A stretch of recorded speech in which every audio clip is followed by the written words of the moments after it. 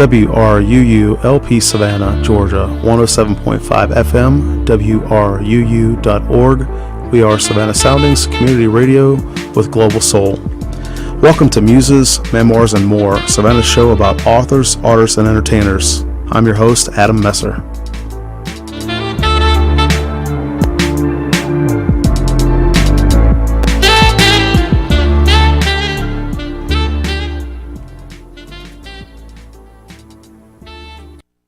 WRUU-LP Savannah, Georgia, 107.5 FM, WRUU.org. We are Savannah Soundings Community Radio with Global Soul. And thank you for listening today. This is Muses, Memoirs, and More, your show about authors, artists, and entertainers. I'm your host, Adam Messer. And today our guest is Joshua Vasquez. You may know Josh from his Savannah zombie novel series. Excuse me. And Josh, I just wanted to do a little soft intro with you. But can you tell our audience a little bit more about yourself? Oh, hey, how's it going? My name is Josh Vasquez, and as Adam said, I am the author of the Savannah zombie novel series, and I've also recently started the North Pole zombie series. So everything I'm writing currently is zombie-based, much to my mother-in-law's dismay. So I'll hopefully in the future be writing something that's maybe not zombie-related, but right now it's not looking too good for her. But yeah, I'm a Savannah-based author. I've been kind of friends with Adam for, it's probably been, like a couple of years now? Yeah. And I mean, do you want me to go into the whole story of my life right now, or you just want me to intro? We'll get into that. Definitely, we'll get into more about your life story. And cool. I'm really happy to have you here. Honestly, when I was talking about getting on the show, I've worked with you in the past with some different things, and I thought it was really cool, especially you being here in Savannah. Your story series is here in Savannah. You're an indie author. I mean, you work very hard at what you do.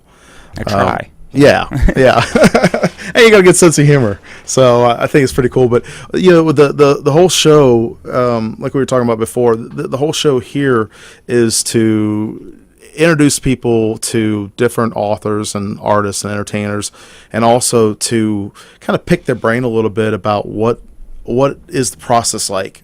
How does that idea develop into the work, into the story, into the arc. So that's what I wanted to kind of share with people. Yeah, and definitely. The first time I ever met Josh, everybody, I was actually writing an article about his Savannah zombie novel, and we talked and wrote the article, and we touched base here and there or whatever. And then last year at the Savannah Quill, the book convention that I hosted, Josh was one of our guests and one of the speakers there. So I just wanted to thank you for coming on again today. Can you tell me, now this, everybody at home listening, this Genesis story, or this story about how Josh started, to me, I always thought it was kind of really interesting. So can you kind of go, like, this is going back to the part about, your life and all that. Yes. Can you kind of dig deep back into where you got the idea and how the zombie novel series started? Okay. I will spare you most of the details of my life, but I did bring this PowerPoint presentation to share with you. Oh, okay. No, that's just kidding. That's a joke. That'd be a really good visual at home. That's a radio joke. You guys can't see anything that we're doing here, except if you're watching us on Facebook Live. And so the idea for the zombie novel, what that really came from is me and a friend in high school. It was senior year, the year of 2006, which seems so long ago, but it really wasn't. We wanted to make a zombie movie, and we just were really big fans of the zombie genre and just, kind of low-budget horror movies in general. And we really wanted to, we thought we could, and I think we could have, but we were held back by two main things. One, we had zero equipment, and two, we had zero money. So the farthest we got into the process was... And 2006, everybody, this is kind of like pre-Facebook era, indie publishing I mean, like there was some stuff out there, but the hit phone at the time, I remember, was the Motorola Razr, right, which was like a very, very thin flip phone. I had the old school Nokia. Yeah, I had the brick too, and that thing was like indestructible. Yeah, I was just talking to somebody the other day. I was like, if I had the technology that we have now in high school, it would have been completely different. We would have made that movie. Oh yeah, because it's so possible. But we'll get into that stuff later. And but we basically, I wrote a couple pages of a script. I had an outline, and that was really as far as we got. We graduated, kind of, life takes you in different directions, and it just was something that stayed dormant in my closet in a folder for just years. I never really outgrew my love of the zombie genre. I've always been a fan of zombie movies and video games and Same stuff. here. I've always loved horror. Yeah, I'm a big horror fan. But we one I want to say it was around the same time that The Walking Dead, the show, came out, because a new friend of mine, me and him were really, I was always into zombies, but we were getting into The Walking Dead, and I was like, hey, I have this like script that I had, and I took the first few pieces of the outline and just wrote them into these chapters. And I was like, hey, told my friend, like, hey, check these out, let me know what you think. And he's like, he read them, and at the time he was a like 17, 18-year-old kid.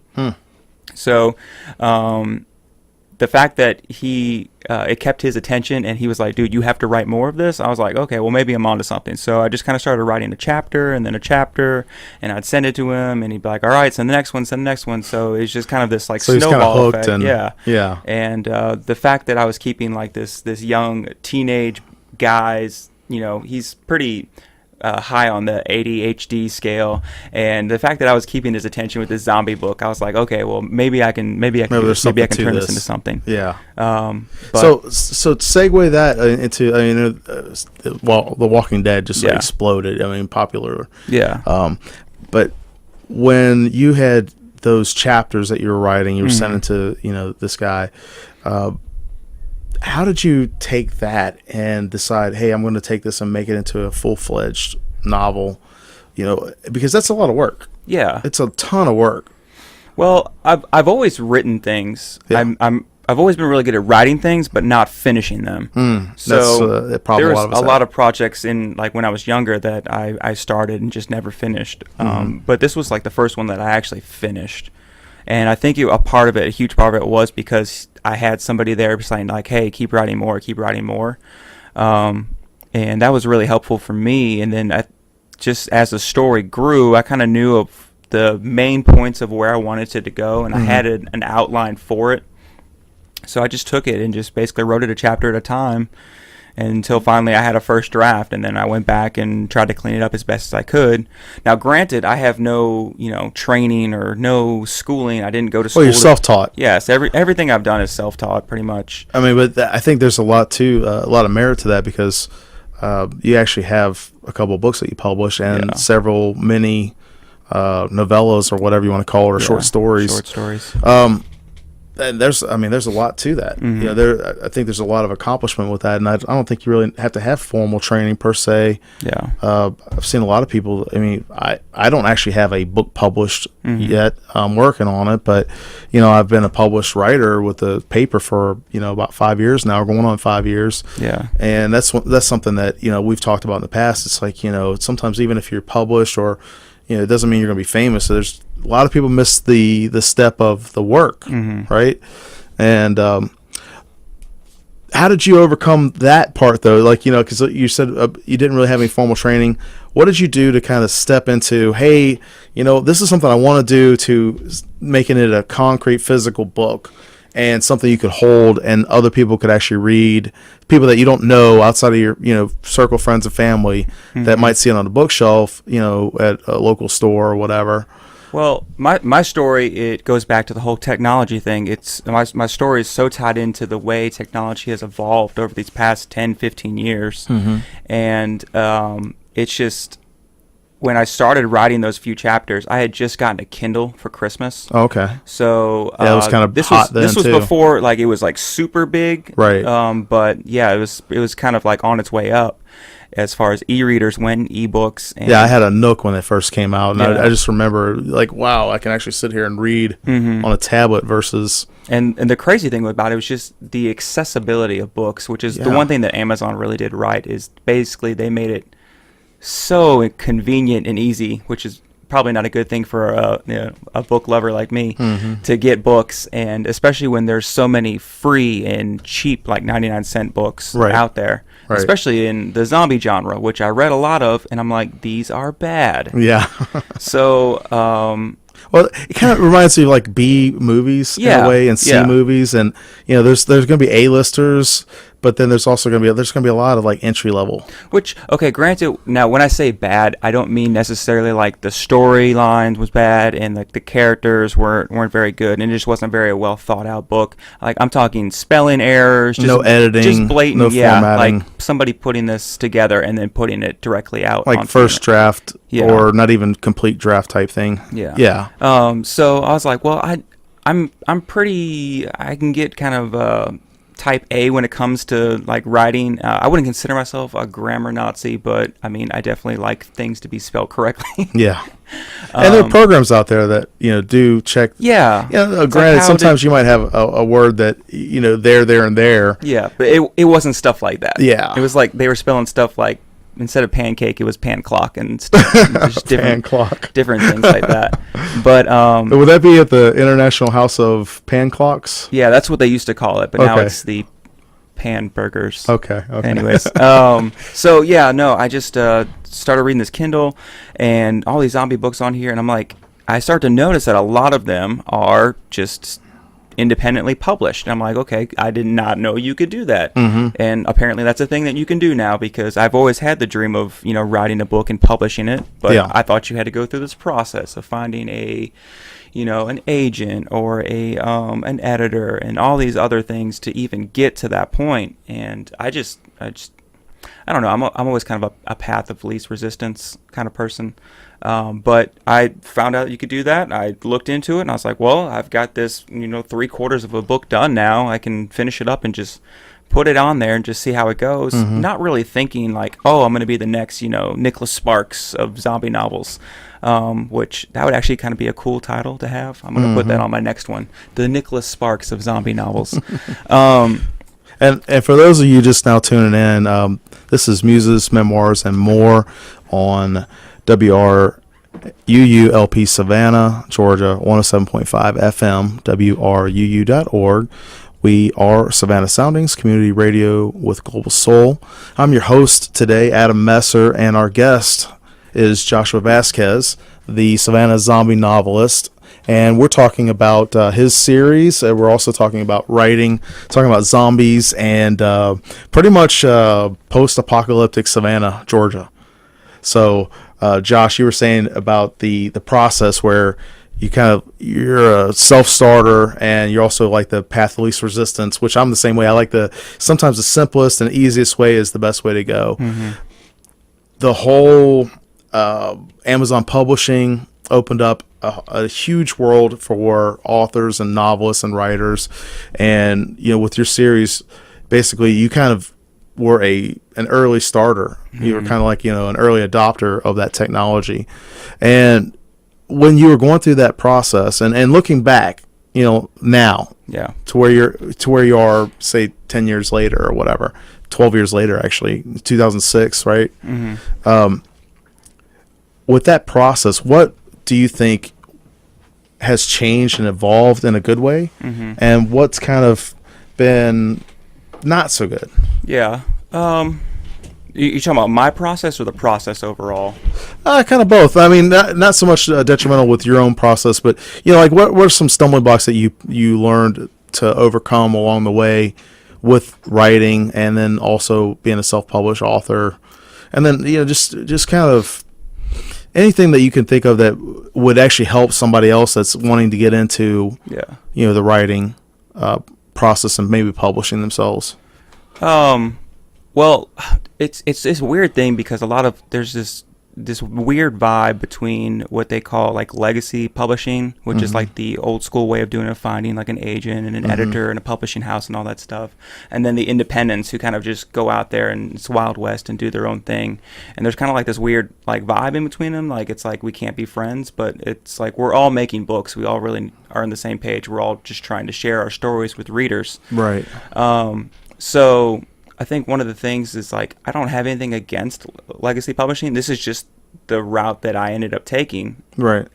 Basically because I was like, oh, hey, you can do this. And then I did that. And then it's like, oh, well, you can now go through Amazon and make a paperback book. Well, I guess I should do that too. And just started snowballing for me. One of the things I kind of like, I guess that I wish if I had known a little bit more about the process, as like I wish I would have slowed it down, because with like Amazon. What do you mean by slow it down? Well, it's just so easy to put it up there. Yeah. And you like for me, like once I finish something, I get really excited. I wanted to get it out there. Yeah, I'm the same way. And I there's actually, if you bought it the day of when I originally published the first book, A New Death, it's going to be different than what you actually read now. Only because I've gone back and like edited like just things that I missed like in the editing process, typos and just like double spaces. I remember when I did the paperback originally through CreateSpace with Amazon. The quotation marks were like two different types of quotation marks like halfway through the book, and so I had to go back and redo all that. And it's just like little things like that, like when you're doing it all by yourself and you don't have an editor or that second pair of eyes to kind of look over things. You just miss those. You kind of become blind to it in a way, because the same thing happens with me. Sometimes I'll actually have to read what I'm writing backwards just to see if there's anything like kind of seems out of place. Yeah. And I don't mean like literally the word for word, backwards. I mean like reading the paragraphs backwards, so that, instead of going in the flow, I'm going counterflow to it. And that helps me sometimes too. But yeah, it does help when you have a second pair of eyes, or, even a third. One of the best pieces of advice I've heard is from an author. His name is Chuck Wendig, and he writes, he's just written like a Star Wars series not too long ago, and he writes his own books, and he's kind of like this hybrid author between, he's both traditionally published and he does his own things. But one of the best pieces of advice I've ever heard from him is that just read your work aloud, because you'll catch it when you hear it. Yeah. And so that's one of the things that I've tried to implement in my editing process since I've heard that piece of advice. And sometimes you catch it, sometimes you don't. But yeah, it's just one of those things. It's just like I kind of wish I had slowed down just a little bit more and thought about where I actually wanted to go, as opposed to just I'm just doing this to do it. So it was kind of interesting. But yeah, that kind of brings me into the next step: polishing your work. Right? Yes. You're talking about slowing down, talking about going through and. And we all learn as we go. I mean, we evolve, we change, we get into new projects and things like that. Our tastes change, that kind of thing. The editing process, to me, seems the hardest part. Mm-hmm. I don't really like editing as much, but you love editing. Mm-hmm. You love, that part of it. How did you learn to love editing? Because I'll be honest with you, I can write quickly, I can write volumes, but I don't like to edit. I've always thought of it like this. It's like playing with Legos. There's people that just like to build things with Legos, but then there's people that like to follow the instructions and have a Millennium Falcon. Okay. And I very much like to follow the instructions, even if those are like my own instructions. So I think editing's kind of like that. I really just, and it kind of goes back to the whole movie idea. When I wrote the original outline for it, I wrote two different outlines. Okay. Because with movie scenes, you can place them in different places and you almost tell a different story. So I had the script A and the script B. And as far as editing goes, you can kind of take these scenes and you can kind of move them around, and you can move characters into different places and introduce different things and all that. And it's just as much story building as it is as just writing it. There's the whole big thing is like, are you a pantser or a plotter? And a plotter outlines, and a pantser just writes by the seat of their pants. And I'm I'm a little bit of both. Like, I like having a basic map of where I'm going, but at the same time, if that's not where the story's going, I'm going to go wherever the story or the characters are leading. Yeah. I'm not going to try and force something into the story that just doesn't feel like it belongs there, which is, for me, it's another fun part of editing. But I like that whole constructing and deconstructing it. The series that I was talking to you before about with Savannah Coven, the little short story series that I'm writing, that's one of the steps that I'm at. I've written about 4 short stories. Yeah. And I've started going back and doing some of the editing. I put a couple of like previews out there on the web. And but the goal is to do a series of short stories about vampires in Savannah. Yeah. And with your series, like over this past holiday session or whatever you want to call it, you released the North Pole Zombies, which is unrelated to the Savannah Zombie. It's but not, it's but it is a zombie series. It's still a zombie movie or book, but it's in a different universe, I guess you would say. Right. It's not the same And type. describe the cover, because everybody listening in, imagine horror meets romance type it cover. looks almost like one of those like Harlequin type covers. But it's kind of deceptive, but you're like, whoa, this is... It was when I described it to the cover creator, I was like, I kind of just basically I want a sexy Santa Claus, and so he's kind of like this like more buff looking older, like he's got the white beard and everything, but he's like muscular. He's got a leather red jacket open. And he's not your traditional Santa. No, he's definitely a little bit more on the attractive side. He's not rotund and jolly. Well, he might be jolly. I don't know. He has fun in the story. But and I get to beta read everybody listening. I get to beta read Josh's story, and I loved it. I thought it was really great. And then when you released it on Amazon, I was like, oh, this is awesome. Yeah. But it was just fun to write. It was. I didn't write that for anybody else but me. I was like, this is just something that I wanted to do, and it has a lot of cool plot twists to it too. Yeah, it's fun for me. Yeah. Sometimes you got to do that too. Yeah, that's. I guess that's the whole thing I'm getting at is that story that you put out, most recently, right? Yeah. Versus, going through a novel. There's different things that you're going to do with a short story series or a novella or whatever versus a novel, but it's the same premise. It's the same structure.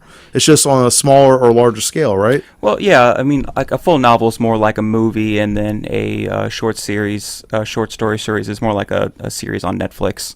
It's just, it's the same. Yeah. You're doing it. Story is going to be story no matter what the format is. Yeah. But sometimes it's just different, and it works out differently. Yeah. Can you tell the everybody listening a little preview about the story about North Pole Zombies? Yeah. So basically what happens is Santa Claus, he basically comes back from Black Friday shopping, because every year he just kind of goes down south, to check out how things are going, and he's kind of bummed this year. He comes back, and it turns out the elves have been getting sick, and so he has to get the bottom of this mystery of why the elves are getting sick, and it turns out that it's like a zombie virus, and Santa Claus has got to put all the elves down. So it's pretty comical. It's very B movie-ish, and there's not a whole lot of milk and cookies in it either. No, there's milk and cookies, because that's one of the things that people do get right about Santa, is he does love milk and cookies. So it was just funny. It was just funny to write the characters. I thought it was great. It kind of reminded me of the horror comedy era of like, especially it's kind of popular today with movies like Shaun of the Dead and that kind of thing. But I thought it was really a great little short story, and but that's the power of self-publishing. You don't have to get it approved, but you still did the process. I'm pretty sure nobody would have published that. Well, you never know. I mean, I tell you what, I think it was pretty good. But you did the cover. You worked with a cover artist. You did the editing. I mean, it was a really well put together story. Yeah, I read it. I think I don't know. It's like 35 pages or something like that, or 40 pages. It's not long. It's not super long. So I think I read it maybe like an hour and a half, just kind of leisurely reading, and I enjoyed it. I really enjoyed it, and so that's something that I want to encourage people that are new writers, or maybe they've been writing fan fiction or something like that for a while. Yeah. Or they might just be writing for themselves and not interested in publishing ever. Yeah. But we all get that same process of, okay, well, I have this idea, how do I flesh it out? Where do I go? And when you're talking about earlier about outlining or, pantsing or whatever. No, pantsing, that's something different. You don't want to do pantsing. Right. You want to at least have the bones of, what you're doing. You kind of have in your mind of what, hey, this is who the character is. This is where they're going to end up going. Right. You don't know all the route of the details of what they're doing, but that's part of the process of writing. Yeah. You got to trust your characters too. If your characters are trying to go somewhere that your story's not leading, you might need to just write that out and let them kind of explore, because they kind of begin to take on their own life. Life of their own. And it's like, okay, so these are definitely, there's definitely more story here that I'm not thinking of that they know about. So you just kind of have to trust your instinct and stuff like that. Yeah, and I think that's, for me, that's writing fiction is one of the most difficult parts of having a character that starts to develop, on his or her own or whatever. That's like going to like the North Pole zombie. Like, I always knew there was going to be like a sidekick elf to Santa, but I never realized how funny Rico was going to be. And he's just like, I just really had a lot of fun writing Rico the elf. And there's another character in there. He's like patient zero, and his name is Jimmy Goobers. And like he's really not in the story very long, but the fact that his name is Jimmy Goobers, I just always love that. So Goobers, referring to peanuts. Yeah, that's what they used to call peanuts back in the day. It's like that candy bar goober or whatever, right? Yeah, it's kind of funny. All right, so we are getting ready to do a station announcement here, everybody. If you'll hold on for just a second, I'll play that. And we'll be back. We've got Josh Vasquez from the Savannah Zombie Novel Series, and I'm your host, Adam Messer, with Muses, Memoirs, and More. Thanks for listening. We'll be right back.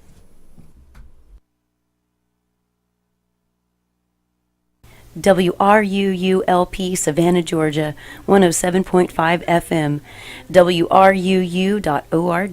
We are Savannah Soundings Community Radio with Global Soul. The Ogeechee River Keeper offers monthly canoe and kayak excursions in all of the river's watershed through October. This year's paddles will take adventurers from the river's twisting and turning northern sections near Wadley, west of Augusta, to broad coastal stretches near Harris Neck, south of Savannah. The trips range from beginner to intermediate in difficulty. Boat rental is available. For more information, visit OgeecheeRiverkeeper.org.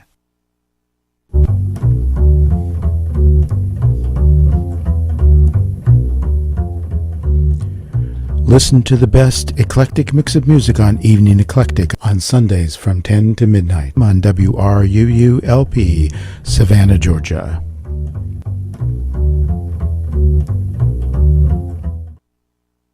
WRUU brings you the most diverse and passionate local radio programming on the air in Savannah.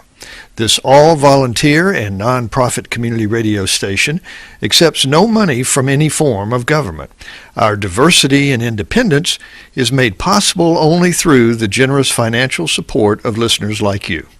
We rely on your annual and ongoing monthly contributions to cover the many costs associated with bringing you our broadcast and web programming. If you are a contributor, thank you.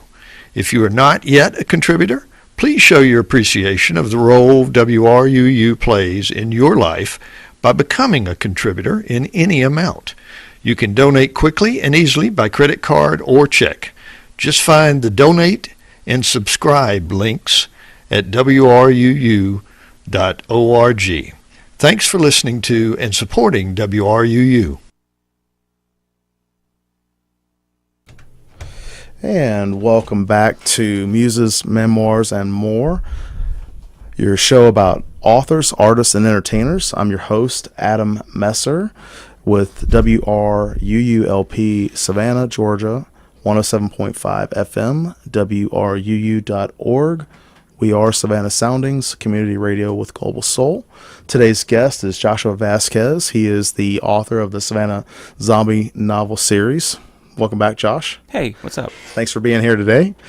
And for those of you tuning in, we've got about a half an hour left of the program, and we've been talking about writing, self-publishing, the evolution of all of that, and Josh's newest addition to his stories. Josh, Yes. the North Pole Zombies. and a couple of the side characters Yes. that you were talking about, Rico and Yeah, Rico's fun, and then Jimmy Goobers, who's Patient Zero. Patient Zero. Yeah. So before the break, everybody, we were talking about how much fun it was for him to write those extra characters, and they weren't really extra characters. They're kind of like little main sideline characters. Yeah. Not the they're not Santa, obviously. Yeah. Every character's a main character in their own story. Right. Right. That's a good way to put it. But we were I wanted to ask you more about like that whole process of, sometimes life happens, right? We all have different things that we're doing. Most artists that I know have a day gig that they, pay the bills with, and their creative stuff, they do it on their own time. How do you incorporate your writing, your authorship, your craft basically into your life? Because you're married, right? You have a child, and you work. How do you incorporate all of that? Because I think that's a huge issue for a lot of people. Yeah. Well, it's shifted a lot over the past couple of years or a few years. When I first published A New Death, it was October 2013. And at the time, I was working for a local plumbing company here, and I was a driver. I was driving to the different work sites, taking supplies and all that stuff. And so I spent a lot of time driving. We had jobs as far out as Columbus, Georgia, which is on the complete opposite side of our state. So I had a lot of time to drive, think, listen to music, and work on the story then. So I was able to finish book one, and then I wrote a short story, CJ story. And then the second novel I pretty much almost had finished by the time I switched to a new job. And this new job, I was going in to work at 3 o'clock in the morning and getting off around noon. And then Sunday nights, we pretty much worked from anywhere between 9 and midnight to 9 o'clock in the morning. So it was some rough hours for about 4 years there. Yeah. And it really was really hard for me to find the time to write. I was able to finish up with book 2 and able to get... And what's book 2's title again? Book 2 is A New Darkness. New Darkness. Yeah. And I was able to... Because basically what I've done is I've done a novel, a short story, a novel, and then a short story. Yeah, I like the way that you segue those. Yeah. And the short stories in between the novels are usually free, right? Or do you do the 99 first cents? one, CJ Story, is free, and I try to keep that one free as basically kind of like this is the taste test of, yeah. If you like this, then I have full length novels, and if you don't like this, then you don't have to keep reading. No loss. Yeah. So and then Lex's story is just 99 cents because it's a short story, but a lot of people have liked the character of Lex, and so I wrote the short story kind of just almost, it's not really an origin story like Solo, but it's kind of like just how things started for him. And anyways, working this past job, I did this for 4 years of these crazy hours, and it was just very hard to find the right time to sleep. Me and my wife had a daughter who's 3 now, and so she's perfect in every way except for her sleep habits. And so trying to find the time to sleep with my crazy hours and then with my daughter, it was just very, very hard. And then trying to find time to be awake and write in that free time that I did have, which is very hard. So the process has slowed down a lot for me, which kind of stunk. And I hate it for the readers and people that got invested in the books. But still working on book 3. My goal is to have it finished by the Quill and have it available by then. That's just my goal, to have it. That's the same for me with the Savannah. October? Yeah, that's October. That's the same thing for me with the Savannah Coven vampire series. I want to have like 12 or 13 short stories. I was thinking 13 because, the number 13 and the unluckiness of it or whatever. Plus, we're the 13th colony. 13th colony. Yeah. That's I didn't think about that. You did now. Yeah, though. there you go. That's another great way to put it. But yeah, I think that it's one of the things too. Setting goals is it helps me a lot. Yeah. With anchoring down, like, okay, well, I have this and I have that going on. especially with kids, you always have there's doctor appointments, scheduling. You have a lot of things that you have to do, and then also make time for your spouse. Yeah. You can't neglect your spouse. You still have to do that kind of thing and make sure that you're spending time with your family. And it's kind of hard to juggle sometimes. And I think it's in a way like you're talking about the third novel. I know you've been working on it for a little while, but if you never give up, if you just keep working at it, it happens. But sometimes along the way, you can feel like it's not ever going to happen. Yeah. And so how have you kind of worked around and just kept on, having some tenacity there? For the third book, I have a completed outline, so I know exactly where I want to go with the story. But the thing about it is it's probably twice the size in scope as the last two novels. It's probably going to be the size of both of those put together. Have you thought about maybe breaking it into two different novels? If I don't... Like a part 1, part 2? If I don't go Hunger Games or The Hobbit and split it up into several different pieces. Yeah. But I really don't want to do that.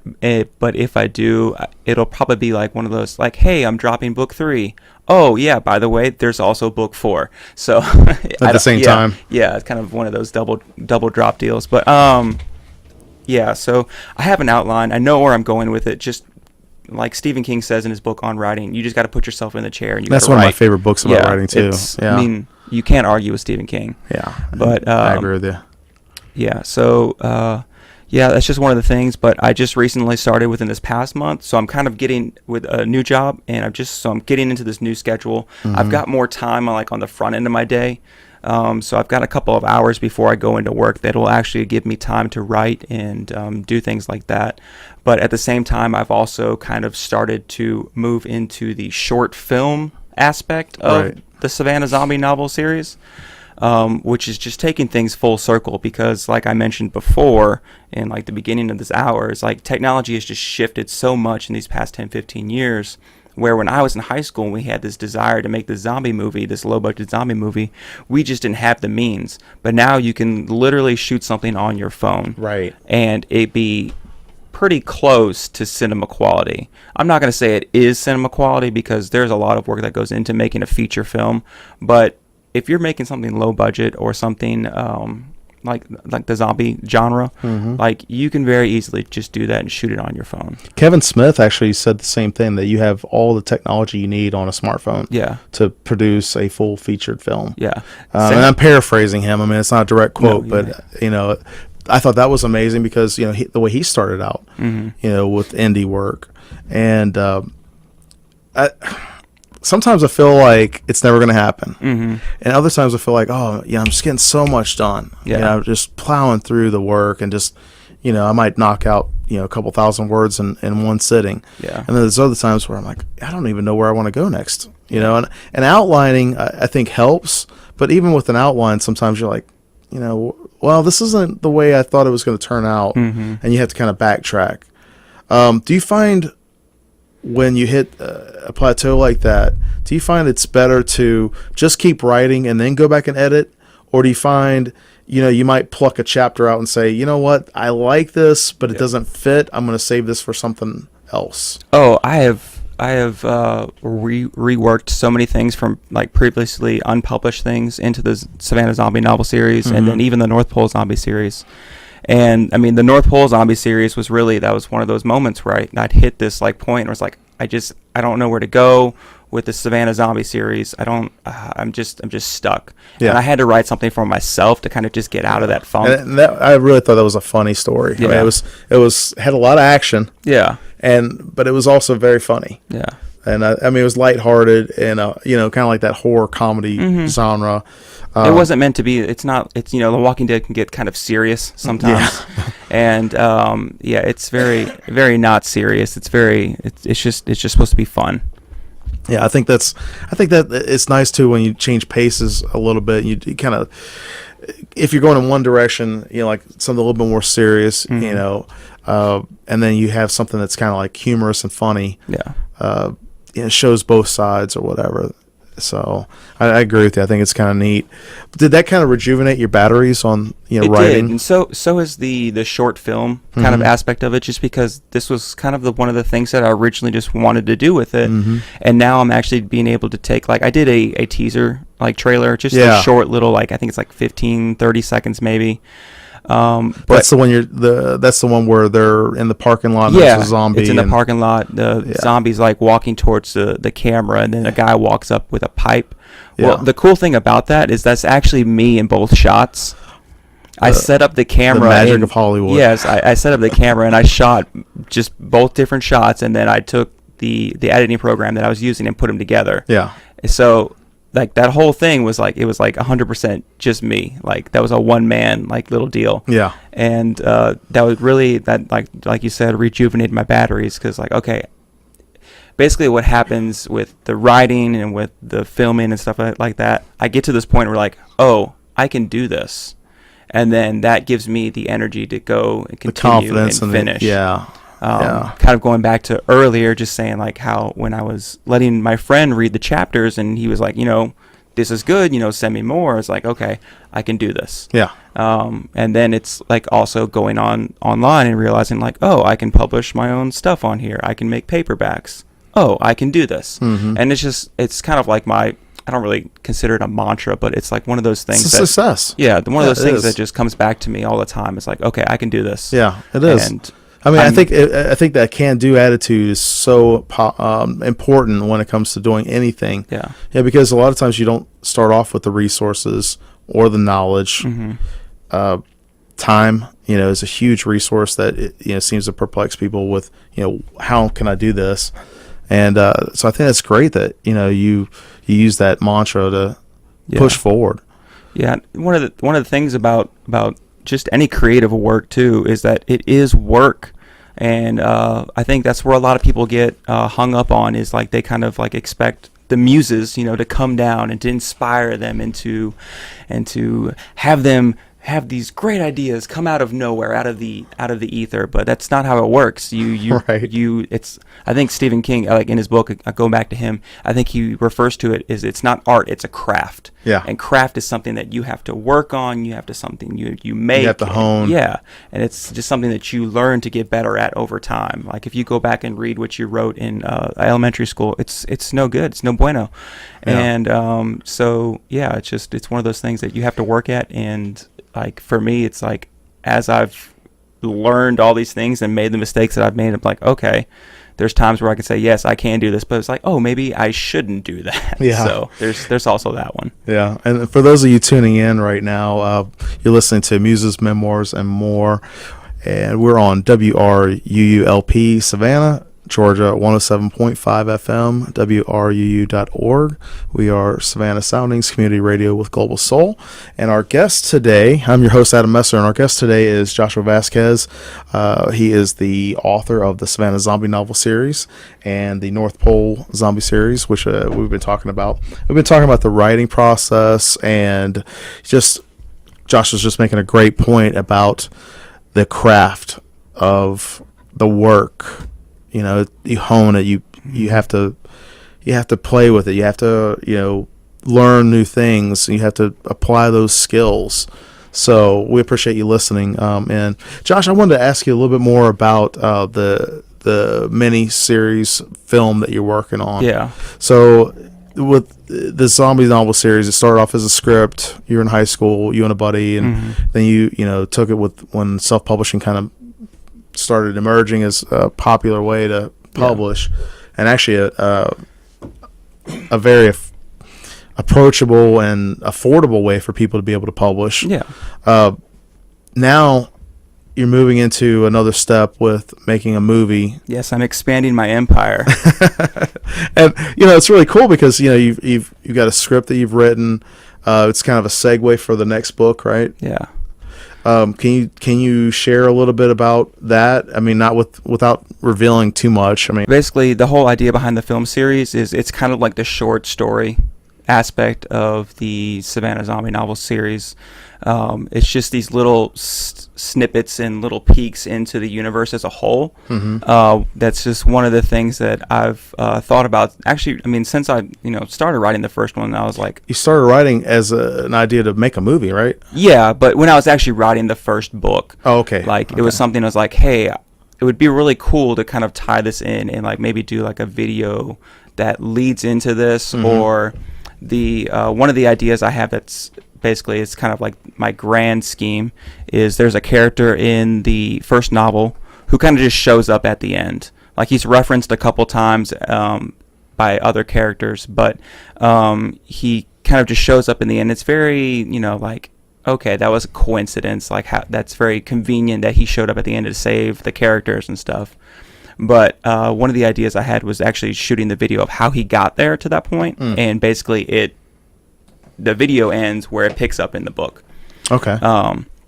But that's kind of like the big short film I want to do. So the ones that I'm working on right now are basically like hey, going back to what I said earlier, I can do this. And these are more of the just to show other people that like, hey, I'd like to do this. This is some of my work now. You can look at it. You can tell me if you're interested in helping me or working, collaborating. Because that's one thing I love too is collaborating with people and just meeting up with other different creatives. Like with my last job, one of my buddies there, George, we just it grew this friendship over like making like short movies and stuff like that. Yeah. So it'd be very cool to see him help out on some of the stuff, and he's kind of been doing like music videos and things. So I just then you've introduced me with one of the actresses that's going to be in the short film that we're going to be shooting next Sunday, which I'm super excited about, and I don't want to give too much away because it's still, very much in there. But I'm excited about it. I'm just really excited about seeing the whole thing come full circle because it started off with this movie idea and now it's actually going to be on the small screen, I guess you would say. But so it's pretty cool. I'm excited. Well, the thing about the small screen is when you look at back in the day, they had direct to video, and it was now it's direct to Netflix. Right. It wasn't like super popular, but there were movies. People made movies direct to video, now you have direct distribution through a lot of different video channels. I mean, you can put it on YouTube. Yeah. That's what I used for the podcast for this because it was just simpler to reach people that wanted to listen in to the podcast. And I'm planning on doing where people can download it, but you can also download from YouTube, but I figured YouTube would be an easy format for people to be able to listen in if they wanted to or whatever. With that direct distribution, you have ultimate control over what your product is. You have ultimate control over the quality. I think one of the hardest things though when you're doing that is being able to push it out there. I know like what the next segment after us is Savannah and film. So that's pretty cool because Savannah's it has blown up. As far as the film industry has gone, and it's been very cool to kind of see. They just did the 48-hour film festival, and that was I saw some of the stuff that came out of there, and it was really, really good. And just the fact I think it gets better every year. It does. It really does. Me and my buddy George, we were thinking about doing it, but with the transition of my job, it just didn't work out. But it was man, just Savannah has really kind of just been pushing the film industry and even Georgia as a whole. I mean, so much stuff is shot here now. It's crazy. So it's kind of like it's comforting to me. Like, all right, so like there's other people around here that are into this stuff. So I'm not just alone. So that's very cool. And I like the way you were talking about collaborating because you get some folks that they want to be part of the process or they want to be there, but they're not really interested in doing work. And I like collaborating because then you're actually working together. You're helping each other, in different areas or whatever. I mean, like you coming out today, it's being a guest on this show, that's a great thing for me, and it's also a way that you can talk about your stuff. Yeah. And I feel like that's what collaboration is, where it's a win-win for people, and it's not just a take. Mm-hmm. And a lot of times you'll get people that are like that. They just want to take. So I think it's kind of cool, and it's always a process, right? You have to kind of give people the benefit of the doubt up front. Mm-hmm. You try to work with them and that kind of thing, and but I've always tried to base it off of the character of the person versus is this person a well known or not well known, because you get more genuine sense of what you're wanting to do with people that are wanting to work with you and actually willing to put the blood, sweat, and tears in with you. I could come in here and talk about writing and books and zombies and never once mention my books and be okay with that. Yeah, exactly. Because those are just things that I love, and I love Savannah. So yeah. we could do a whole nother hour on things non-related to me. And Exactly. I'd be cool with that. Yeah, exactly. I mean, but the point that I'm getting at is like when you're working together, it's just a collaboration. It's just that. Yeah.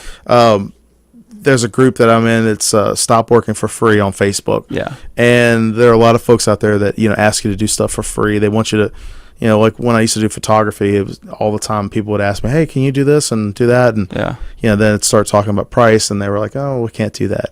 Yeah. So but when you're working on an indie project, there is no budget. Yeah. There is. I mean, there literally, if you get a lunch out of it, you're doing good. Yeah. You know what I mean? But your heart's in it. Mm-hmm. Like for me, I'd love collaborating with other people, other creatives, because I feel like it helps me as well, kind of rejuvenate my batteries, kind of, get things going. Yeah. And so, is that one of the reasons why you like to collaborate with other people too? I mean, what do what is it for you that you love about it? Well, like for writing can be very solitary, because you really, unless you have like somebody that's editing for you, like you're doing it kind of like by yourself, where like the film aspect, you can probably shoot something just yourself, like I did with that little teaser, but it was 15 seconds. I think it's actually like 5 seconds of footage, but to shoot like an actual like short film or anything, you're going to need other people. Yeah. And so it's the whole idea of collaborating. It's very, very cool because you're not making the story alone. It's like a whole team. And you can play all the characters in the role, but it's nice to have other people play characters. Yeah, like you can go old school Shakespeare and have only guys play all the roles, but it's or you can play them all yourself. Yeah, but it's kind of neat to have a different take on, what someone might interpret your character as. Yeah. So that's pretty cool. Do you have any words of wisdom before we wrap up the show with writing in general for someone out there that might be listening? Yeah. That they're like, I really want to do this, but I just don't know how. You should just quit now. No, I'm just kidding. Don't do that. Never quit, people. Never quit. No, don't quit. Just be able to learn from others and from your mistakes, and just don't stop writing. I think that's my biggest thing is you just got to keep doing it. Even if you're sitting down in the chair and you can only squeeze out 250 words, that's 250 more words than what you had before you started. So, and that first draft is always awful. Yeah, sometimes, most of the time. I think for most people, the first draft is pretty bad. Yeah. And I think that's where people get stuck. They beat themselves up over the first draft. Yeah. And what do you say to those folks? How do they get over that, well, this is just awful, I'm going to throw it in the trash? Well, the great thing about first drafts is like that's not the final deal. So you can always go back and change things that you don't like. Hey, this part is not good. Well, take it out or fix it. Change it. Like that's one of the parts I love about editing is I can take things that are broken and busted and make them a little bit better. And I can take those instructions and make the Millennium Falcon, going back to what we were talking about earlier. And to piggyback off the editing part, how can someone learn to love editing? Because I said earlier, I'm not really a big fan of editing. I'll edit to point, but I don't. It's kind of weird. It's almost like I don't like listening to my own voice type thing. You just for me, editing is writing. You just have to think of it as, instead of making the words up, the words are already here. I'm just putting them in different places. Just trying to make it fit a little bit better. Yeah. That's cool. Have you ever killed one of your darlings off that you were kind of sad about? Yes. And but by darlings, everybody, I'm talking about characters. Yeah, I'm not talking about real life people. The things that you love in the story that you don't want to separate from the story, but you have to because it's not a part of the story. Yes, I have, but I have resurrected some of them in later stuff. Okay. So they kind of do see the light of day eventually. You just have to work on them a little bit. All right. And where can people check out your work? You can check out my poorly cobbled together website, savannahzombienovel.com. I'm on YouTube, Instagram, and Facebook is normally personal stuff. So you can, basically the big ones are Instagram and YouTube. What's your call thing on YouTube and Instagram? YouTube is just Savannah Zombie Novel. If you type that in, that should be the first one that comes up. And then Instagram is Ben Called, BEENCALLED, as in I have been called something. And yeah, that's that's kind of interesting you say that, because I thought Ben Called was like a take on the zombie resurrection. No, it was originally because when I graduated high school, I felt I had been called into the ministry. Oh, okay. And so it was this Ben Called, but then I actually started reading the Bible a little bit closer. I'm like, well, it's a little bit deeper than that, so Gotcha. There's a lot more of an explanation to it now than what I've just had it since high school, so. That's awesome. Well, I mean, it's been around. That's pretty cool, and I appreciate you being on today, Josh. Yeah, it was fun. Yeah, I love talking with you about writing and the editing process and your filmmaking. You seem like you've got a really well-rounded scope on the creative process. Thanks. And I appreciate you taking the time out of your day to do this. Everybody, you've been listening to Muses, Memoirs, and More, your show about authors, artists, and entertainers. I'm your host, Adam Messer.